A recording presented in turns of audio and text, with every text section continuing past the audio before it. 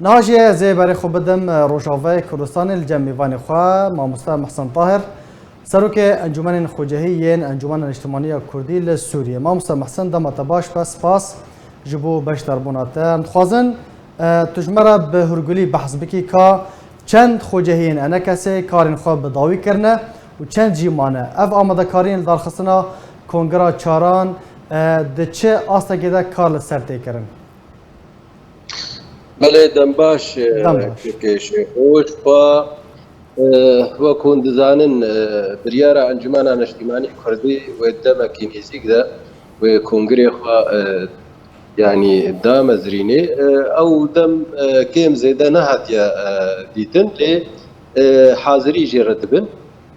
وكو اني زمان شوات كارمو تكسكم ايرو روجا داوي بوش جبو هالبجارتني كسي سربخا يعني ايرو بداوي هات لهر دري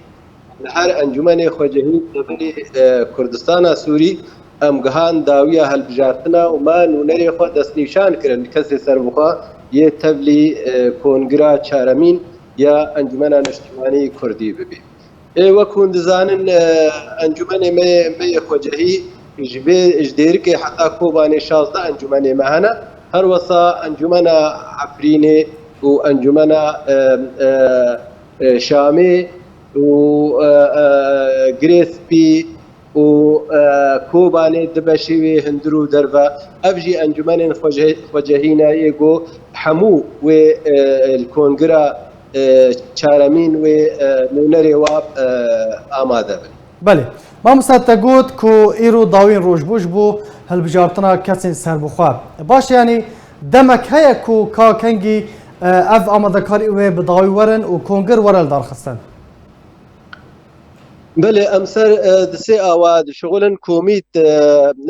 جورا جوري کومیتا هاتنا دست نشان کرن کومیتا سیاسی کومیتا ريخستني کومیتا ميداني اجبو هالبجارتنا اف کومیت حمود بكاري خوا هفبش دكن براستي سبب يجي ام كاري خوا بردوامن ام كو اف کومیتا هالبجارتني كسي سربخا او داوي هات او بيترش جديرك حيا كوباني دس نيشان بون ما ناهدي او نونري ما العفريني ولا هر وصال الشامي والجريسبي ولا كوباني او نونر دس نيشان ببن ام دكهن داويا في جوريش حاضر كرنا كونجر هر وساعت کارمجی تکسکم پروژه سیاسی و پروژه سازی اوجی بداوی هاتیه دمینه خوندنک داوی ویجیره بکرن دو به مسئله را او و انجمن و جواتا کی فرش پارا چه که بری رونشنا کنگر بری دامزراندنا کنگر او ناوی جواتا انجمن نشتیمانی کرده اقتراح جی او ناوی و جواتی كونغري بيدا نابي بي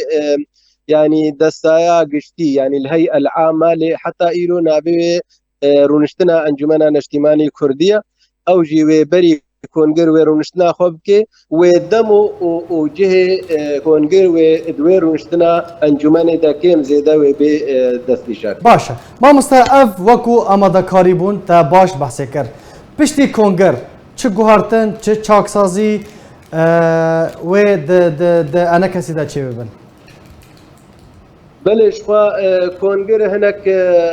صلاحیاتی وی هنه نهر تشت کنگری انجمن دا تی دست نشان کرن يعني بيتر تشتيت كونغر دا بي دست نشان کرن گور نظام اساسی يعني گور سازية انجمن اجتماعي كردي يعني پلگاوي پلگا سازية تنظيمي و دو سيتش بين تدا بحث كرين يكجي رؤية سياسية يعني بروجة سياسية هر وصا بروجة تنظيمي وتدا بيگفتوگو كرين اندام مؤتمر لوي سربا هر دو بروجة بتسكنن واريبكن او دبي بشك كاري انجمنت خلال دو صالي بدد يك يا ديجي اندامي كسي اندامي سربخوا ايك گو ببن اندام دستايا بلنديانگو هيئة العليا يا پشتی کنگر او جي دست نشان ببن بين انتخاب كرند وبين هالبجارتن هندري كونغردا نمازد آلية كسي سربخدا وك بارتيا او كسي خود دست نشان دكن لوي هالبجارتن لسر اندام كوميتا گشتي وبي كرند نابا كونغردا او جي اندام وبيرنجي وهناك تشتدي جي مسألة تنظيمي او بيتر مسألة كونغردا بين او كريم لي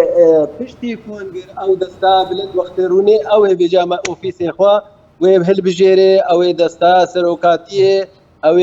دستا امين داريا قشتي قالك اوفيس هناوي بشتي كونغر وي هيئه عليا يعني جا هيئه عام دا نابي دستا قشتي ودور دا بين دست نشان كرن وهالبجارتن. بله ما مستعد داوين برسيار رولا جنان كاسياتين جواكي كاسياتين ام بيجن سربخاين رخصتين ما في مروفان بارتين كودو خوازن جارك دن يانجي تفلي انا كسببن افرول وي تشاوبا وي تشاوا جي خو دنافا بشتي كونغرا تشاران وي تشاوا جي خو دنافا انا كسيدا بگرن بله پرسه گرنگا شوا گلک پارتیا و گلک سازی جواکا سویل جی يعني خاصنا تبلي انجمن اجتماعي كرد ببن او جوات افرا والثروه داخوازا بسكنيك يا دواجي وكون دزانن جواكا سفير سازيه جواكا سفير خصني خورتا ايجني او برد كونغري برد انجمن اجتماعي كردي دهنا او جي و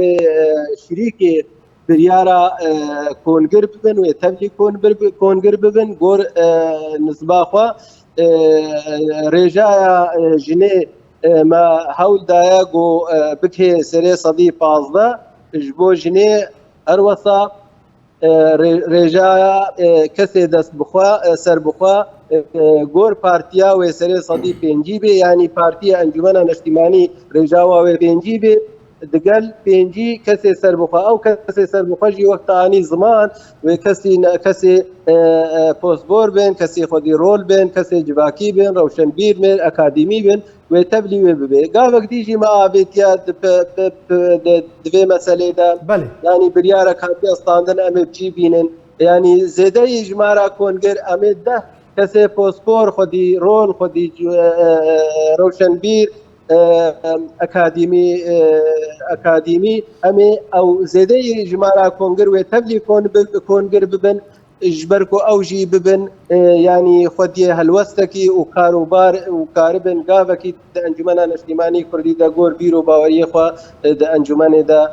كاري خو بكرن وبن شريك بريارا سياسي يا انجمن اجتماعي كرد لسوريا هيفيا سركفتني جوارا دخوازن جالاكس باس جو باشدارياتا ما مستر محسن طاهر سروكي انجمن خوجهي ين انا كسي جالاكس باس لسر باشدارياتا